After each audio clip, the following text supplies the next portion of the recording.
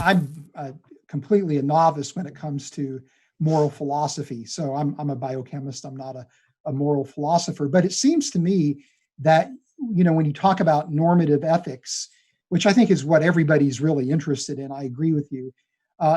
Don't you have to, though, at some point, pay some attention to what you actually mean by good, by concepts like harm, right? I mean, it seems to me like you've got to somewhere along the way provide some definition of what you think is good, right?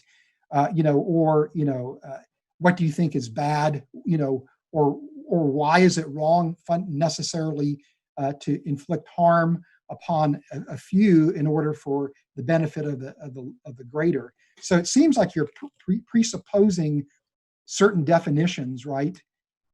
Well, actually, no, because the thing with the goodness is I don't presuppose a definition for goodness, because I don't think there really is a strong way to define good, right? Moore's natural argument, I think, is such that if you try to define morality and what is good, there's going to be some problems. Like, it's good that I do this because I feel better. It makes me happy. There's some problems with that naturalistic approach.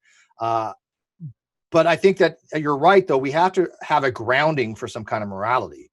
I tend to what's called moral realism, which is objective morality, although I do admit fully that there are subjective moral cases. There's also morals that are relative to certain cultures. It's called cultural moral relativism.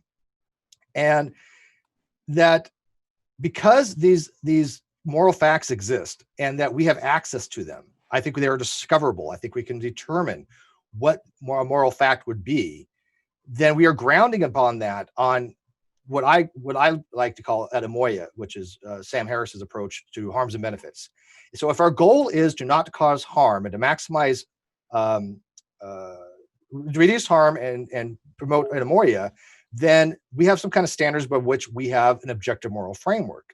And it doesn't even have to be objective morals. It can be any kind of morals, because the whole point of having morals is that we are agents of moral consideration, right? We live in a society where we deal with other people. And because of that, we have to have a way to kind of get along. If I steal from you, right, and it harms you, then we can say that it's morally impermissible to steal from somebody, correct? Because of the consequences, right? It consequentially has harmed you. And my position is that in order to establish that, all you have to do is appeal to the fact that it has harmed somebody in the theory of consequentialism, although I don't specifically adhere to that. But you don't need a God to do that. I don't need a God to tell me it is bad to steal from somebody if it harms them, right? Does that make sense? Yes. Now, I know Kenny's just dying to get in here. I can see it. I don't know if he's on camera yet.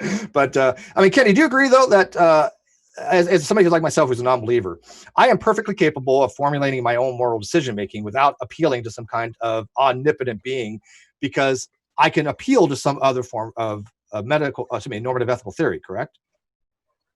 I would say that you are capable of doing anything that I can do as a human being, and you don't need to believe in God or to even submit to the proposition that there is a God or any form of deism to be good and to do good,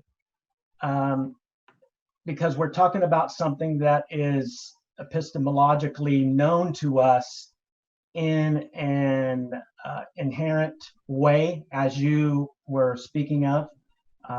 Any kind of internal examination tells us that we do have a sense of what is right and wrong. Mm-hmm. There may be different levels of agreement and disagreement on that, but I certainly believe that, as Christopher Hitchens would always ask when he was debating, he would ask the theist, what could the theist do that he couldn't do?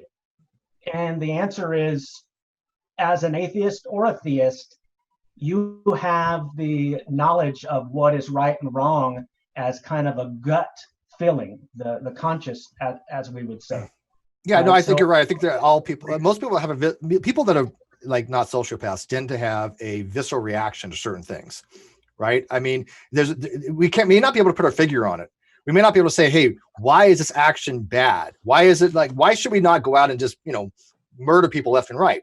we have a visceral response to that. And I think that's over a societal period of time, we've learned through evolution that doing things like this are bad. And so epistemologically speaking, of how we acquire these moral facts are simply because of trial and error over years of evolution. And so that biological imperatives that we have are actually something that are hardwired into us. They're basically our programming, even though we may not be able to explain it fully. I know a lot of people that just don't go around studying moral theory, right? They don't care whether they appeal to virtue ethics or consequentialism, but they know for some reason certain things are wrong. You know, there is that instinctual level, but being able to explain to somebody is very complicated. Well, what makes it wrong? What is you appealing to? Are you appealing to a rule? If I say, hey, it is wrong to drive faster than 55, the speed limit is 55, you know, you have some kind of rule that you are using as some kind of measure, right? You're saying, okay, so this deontologically is the case. I have a duty not to speed, because if I do, I am doing something morally impermissible, right? And so the theist is saying, hey, God's saying you shouldn't do this. And the main problem I have with that, man, is that by them doing that, they've deferred ever trying to really formulate any coherent normative ethical framework for themselves. They've just deferred to somebody else, said, yeah, you know what, whatever's good or bad is what God says. I don't need to think about it. I don't need to, why do I need to bother?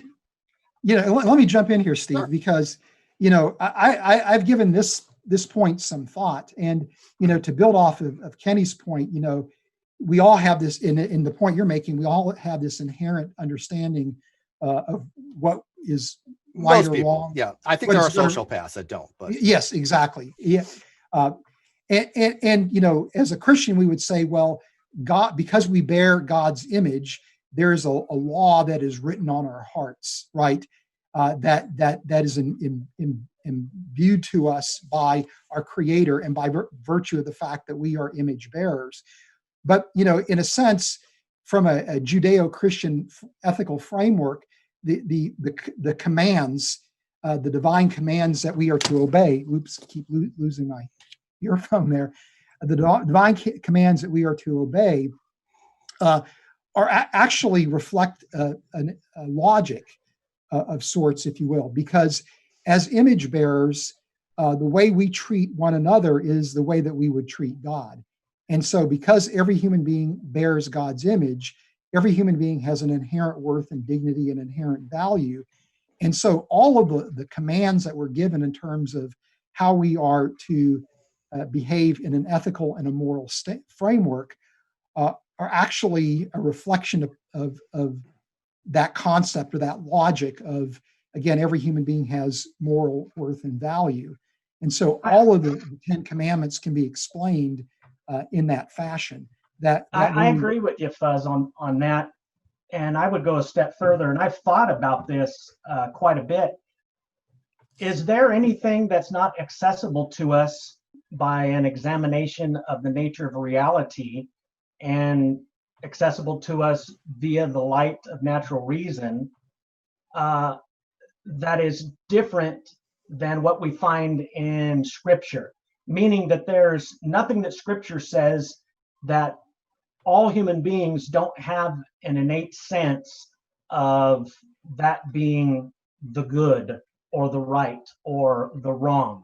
So what I'm saying is that I don't adhere to any kind of divine command theory because I think that by the nature of reality, I'll call it creation as a Christian, the way that reality has been created, the way that I have been created, which corresponds and coheres to that reality, gives me an agreement that the things that I intuitively know are also, they are bore witness to by the nature of reality, the natural cause and effect that happens in the world. And I like the way Dr. Ross talks about this, that God has crafted the laws of physics in order to keep evil in its confounds. You know, you cannot sin against yourself and against the natural order without paying the consequences.